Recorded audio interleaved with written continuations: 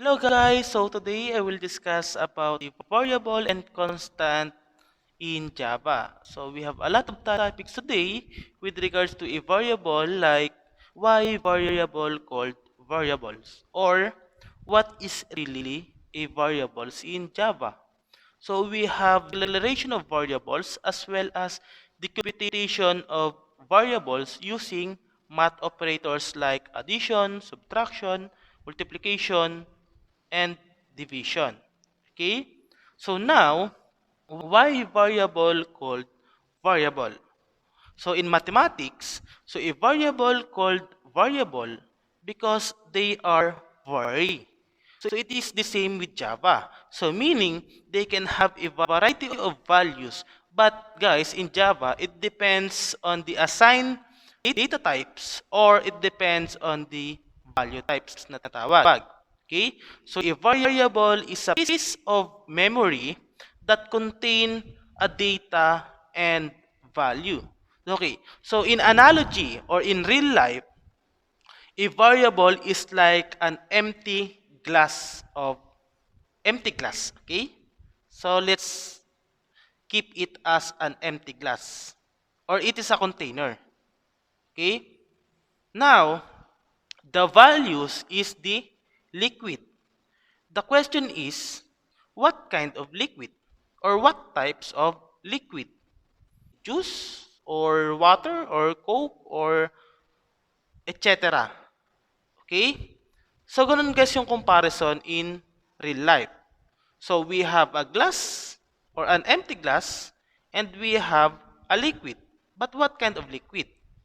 So now, if the liquid is water, example lang, or it is a coke, then we put it in our variable or in an empty glass, so we can call it a glass of water.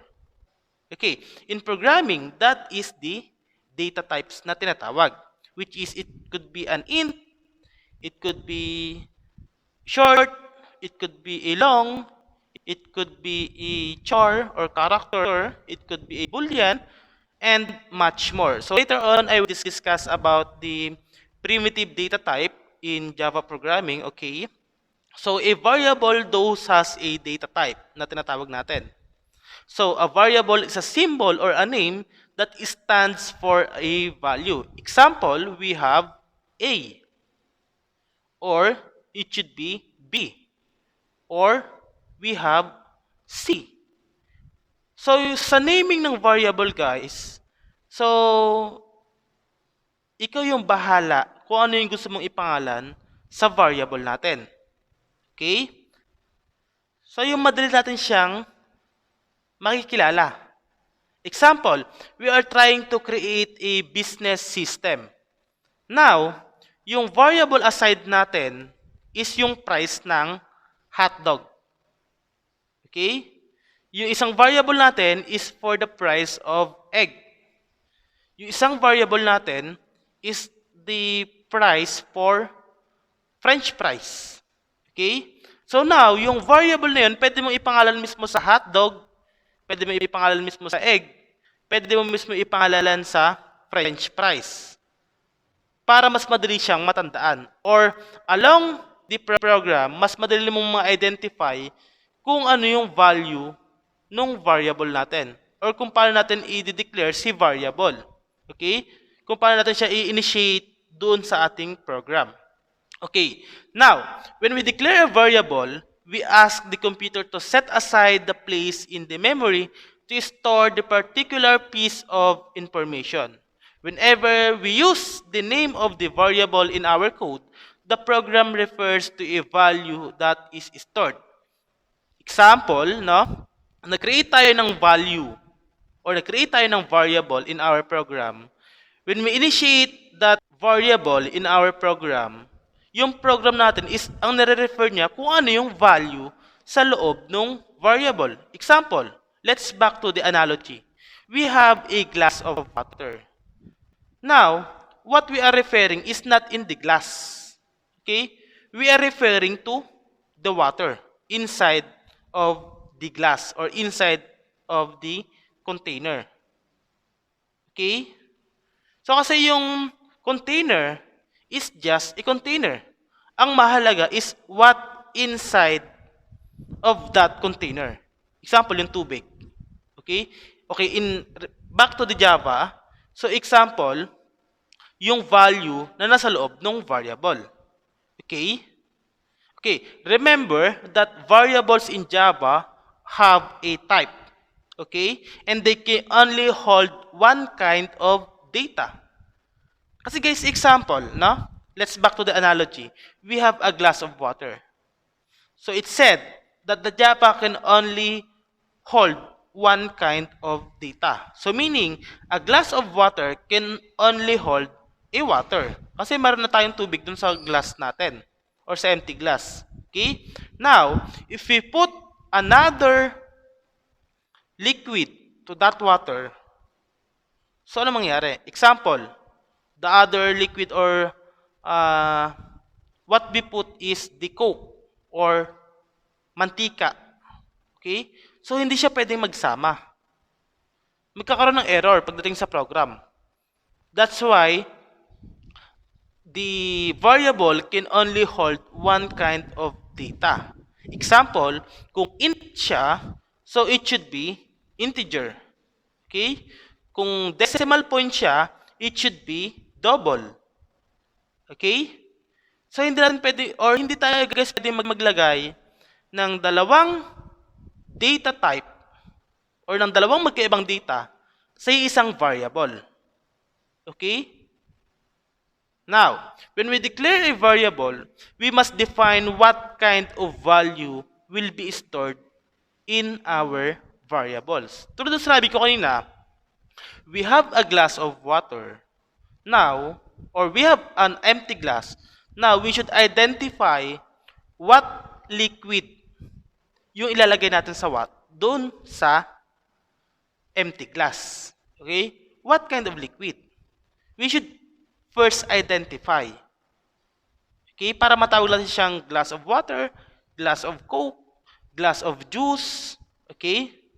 So, ganun yung analogy pagdating sa programming. We should first identify what kind of value we must store in a variable. Okay? Para malaman natin kung ano yung magiging data types natin. Example, we have the number 15. Okay? Now, the number 15 belongs to a numeric value. So, what kind of data type can handle this value, which is 15? So, we have different kinds of numeric data types. Like we have byte, we have short, we have int, and we have long. Okay? That is all numeric data type. So, pwede natin doon i-store yung 15. Alin man doon guys sa apat na yun is pwede natin gamitin. Okay? We have, again, we have the byte, we have the short, we have the int, and we have the long. So, ano yung pinagkaiba nung apat? So, pinagkaiba nila is yung ranges nung data na pwede nating i-store doon sa variables. Okay? So, now, I will discuss the data type. By the way, so we have what we call primitive type of data and we have non-primitive type of data or what we call data types. Okay? So, wag kayo guys malilito. So, types of data or the data types. So, there are 8 primitive data types that is supported by Java. Those primitive data types are predefined by language and named by a keyword. So, we have 8 primitive, byte, short, int, long, float, double, character, and boolean. Okay, so from these 8 primitive data type, meron tayong classifications, which is the boolean and numeric. So, boolean means they are referring to a condition which is true or false. And we have in numeric, it classified by 2, which is the character and integral. Okay? When we talk about the character, it means that we can declare a single character. Okay? Alphabetical character. Example, we have A, or B, or Z, or D, and so on and so forth. Okay? Single character. Okay. Now, on the second one, which is integral, again, it's classified by two. We have the integer or the numeric type, and we have the floating point. When we talk about the numeric data type, the value should be whole number. Okay? Example, 1, 2, 3, 4, 5, 6, and so on and so forth. While in floating point, meaning if your value have a decimal point, it should be declared as double or floating point. Okay? So now let's discuss one by one what is this data type. Let's go first with the byte. A byte is a data type with 8 bits signed on 2's complement integer. So a byte is a data type that is used to save space in a large array. So mainly in the place of integers, since a byte is 4 times smaller than an integer. So a byte has a minimum value of negative 128. Okay? And a maximum value of positive 127. Meaning, from negative 128 up to 127. Yun yung range ng value niya. So example, we have a value of 1, 2, 3, 4, 27, 60, 70, 80, 90, 100, 120, 125. Pwede pa natin siyang i-store sa byte. Now, if your value or data exceed the maximum, okay? Example, meron tayong 128, 129, 130, 140, 150. So, hindi na siya kaya i-accommodate ng byte. Why? Because the maximum value that can store by the byte is 127 only. Okay? If we wanted to have a wide range of value, we can use now the second data type or numeric data type, which is the short. So a short data type is a 16-bit signed with 2's complement integer. So a short is 2 times smaller than integer. Okay? But it is larger than a byte.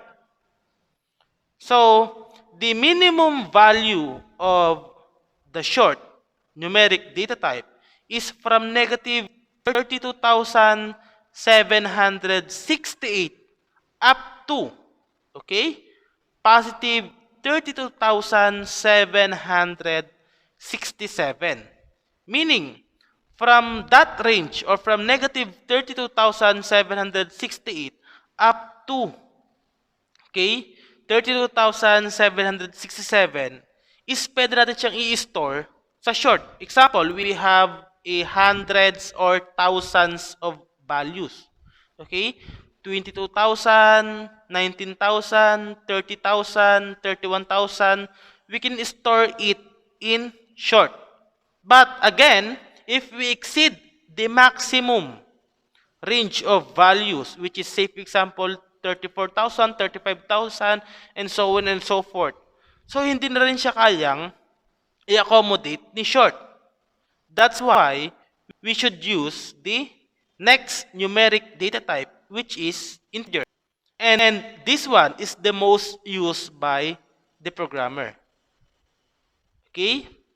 So, integer is generally used as the default data type for integral values unless there is concern about the memory.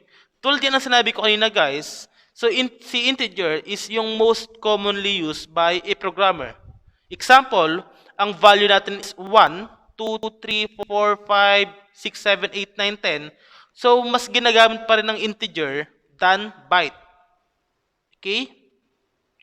So, kahit maliit lang yung value natin, so, most commonly used pa rin si integer. So, pwede natin gamitin pa rin si integer. Kasi, ang ranges na integer natin, we have a minimum value of negative 2,147,483,648 up to or with the maximum value of positive 2,147,483,647. So, ganun kalawak yung range ng integer. That's why it is most commonly used. Now, if you have a much larger values than this given maximum value of integer, you can use the last numeric data type, which is the long. Now, this type is used when a wider range than int is needed. Now, the minimum value of this numeric data type is from 9 times 10 to negative 19th power. Or it looks like this one. Okay? And the maximum range is 9 times 10 up to 19th power. Okay? So, ganun siya kalawak. And I don't know kung ano na yung tawag sa ganyang, kung may currency man na ganyan. So, hindi ko na alam kung ano yung tawag. It should be nano or something, no? Okay. Next, we have a double. When we talk about the whole number, we can use that for numeric data type. What if our value have a decimal point or floating point? So now, we can use the data types of double and the float. Okay? So note guys, if the value have a decimal point, use the double or the float. So double data type should never be used as precise values such as currency. This data type is generally used as the default data type for decimal values. Generally, the default choice. So if you have decimal values, okay, in your program, you should use double as data type. Okay, so what are the differences between double and the float? So the difference is the ranges again of their values. Okay? So with the decimal point, okay? So ano yung range ng decimal point niya na kayang i-hold ng double at ng float? Okay, later on guys, I have example with regards to this variable. How to declare a variable, okay? And how to initiate our variable in a real program. Okay, next is the Boolean. So, Boolean data type represent one bit of information which is the true and false. This is most commonly used, or this data type is used when we are referring to a condition which is we have the true and the false. Okay? Next and last with the primitive data type is what we call char or a character. Char, so it depends upon you on how you read this data type. Okay? So a char data type is a single 16-bit Unicode character, okay, that is used to store any character or any single character. So we have example, we have A, B, C, D, and so on and so forth. So again, note guys, that it can store a single character only. Now what if you wanted to store a whole name or a name? Okay? So dun guys, papasok ngayon yung ating non-primitive data type, which is string. Okay? So a Java string is a data type that can contain a sequence. Okay? Note a sequence of characters like pearls on a string. Okay, example, we wanted to store a sentence or a word or a series of character na magkakasama. You need to use the string data types.